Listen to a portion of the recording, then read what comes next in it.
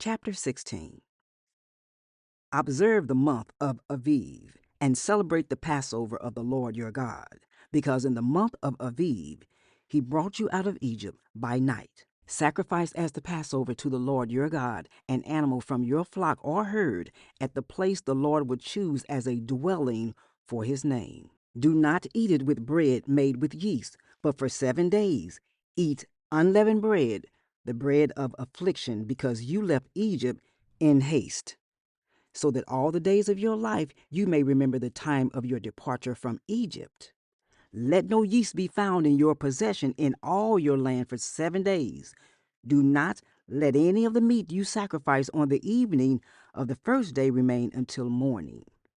You must not sacrifice the Passover in any town the Lord your God gives you, except in the place he will choose as a dwelling for his name.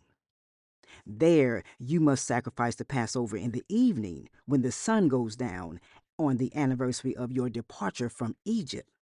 Roast it and eat it at the place the Lord your God will choose. Then in the morning return to your tents. For 6 days eat unleavened bread, and on the 7th day hold an assembly to the Lord your God, and do no work. Count off 7 weeks from the time you begin to put the sickle to the standing grain. Then celebrate the Festival of Weeks to the Lord your God by giving a freewill offering in proportion to the blessings the Lord your God has given you. And rejoice before the Lord your God at the place he will choose as a dwelling for his name. You, your sons and daughters, your male and female servants, the Levites in your towns, and the foreigners, the fatherless, and the widows living among you. Remember that you were slaves in Egypt, and follow carefully these decrees.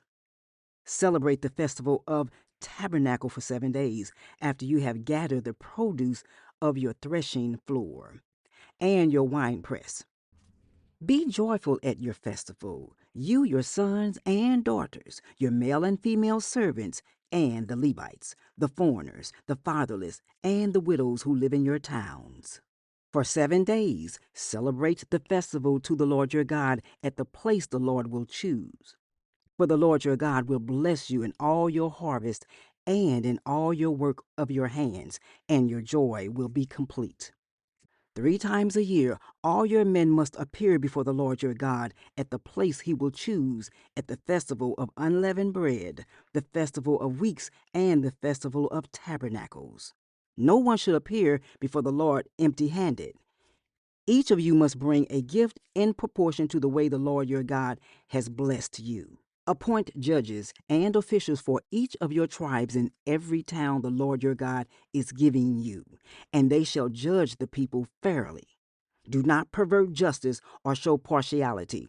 Do not accept a bribe, for a bribe blinds the eyes of the wise and twists the words of the innocent. Follow justice and justice alone, so that you may live and possess the land the Lord your God is giving you.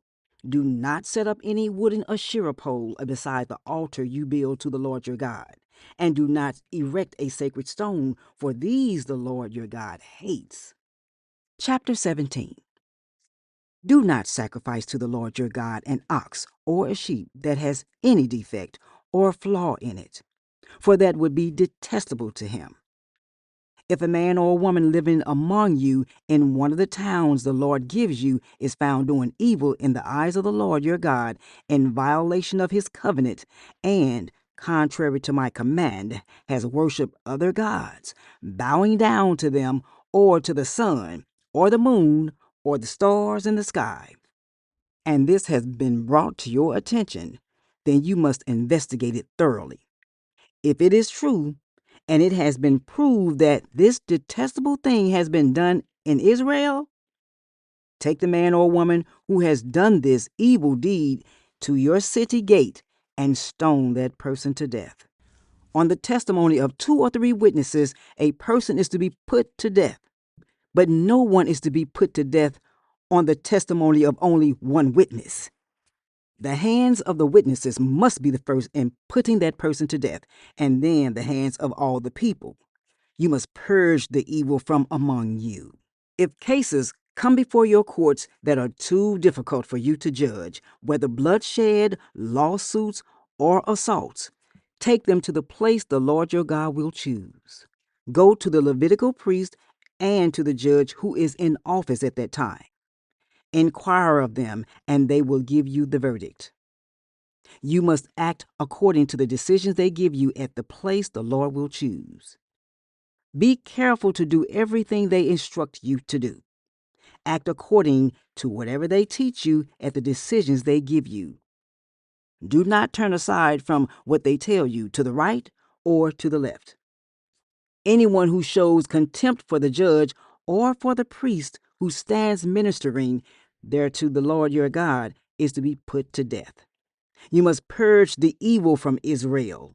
All the people will hear and be afraid, and will not be contemptuous again. When you enter the land the Lord your God is giving you and have taken possession of it and settled in it, and you say, "Let us set a king over us, like all the nations around us," be sure to appoint over you a king the Lord your God chooses.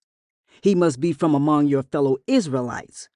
Do not place a foreigner over you, one who is not an Israelite. The king, moreover, must not acquire great numbers of horses for himself, or make the people return to Egypt to get more of them. For the Lord has told you, you are not to go back that way again. He must not take many wives, or his heart will be led astray. He must not accumulate large amounts of silver and gold. When he takes the throne of his kingdom, he is to write for himself on a scroll a copy of this law, taken from that of the Levitical priest. It is to be with him, and he is to read it all the days of his life, so that he may learn to revere the Lord his God and follow carefully all the words of this law and these decrees, and not consider himself better than his fellow Israelites, and turn from the law to the right or to the left. Then he and his descendants will reign a long time over his kingdom in Israel. Chapter 18.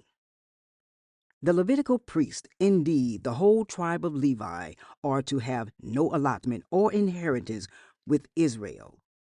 They shall live on the food offerings presented to the Lord, for that is their inheritance. They shall have no inheritance among their fellow Israelites.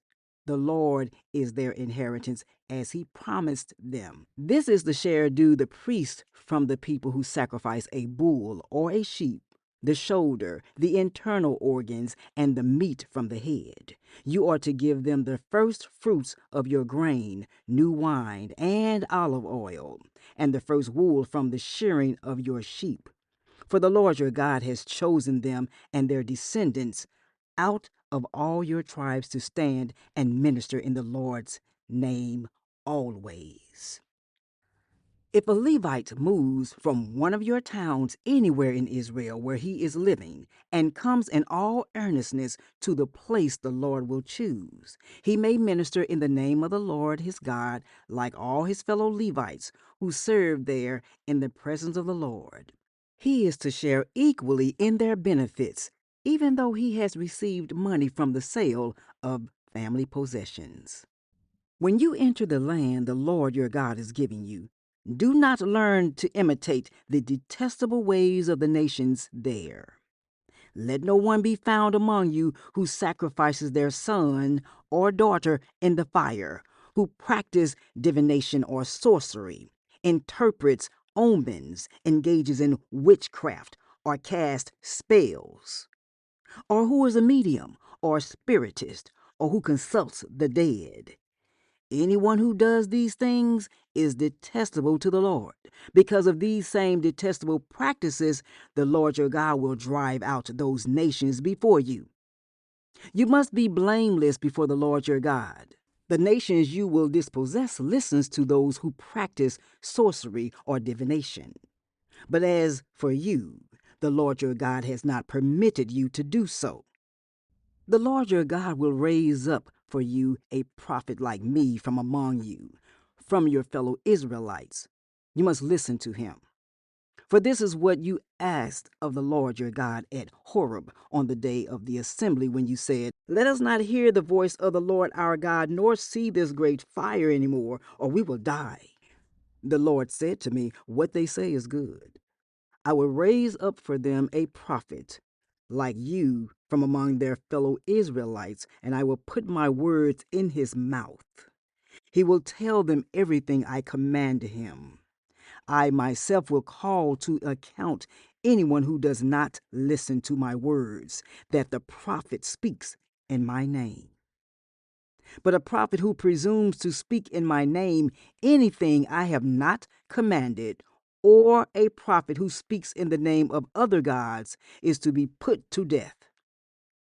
You may say to yourselves, How can we know when a message has not been spoken by the Lord? If what a prophet proclaims in the name of the Lord does not take place or come true, that is a message the Lord has not spoken. That prophet has spoken presumptuously, so do not be alarmed.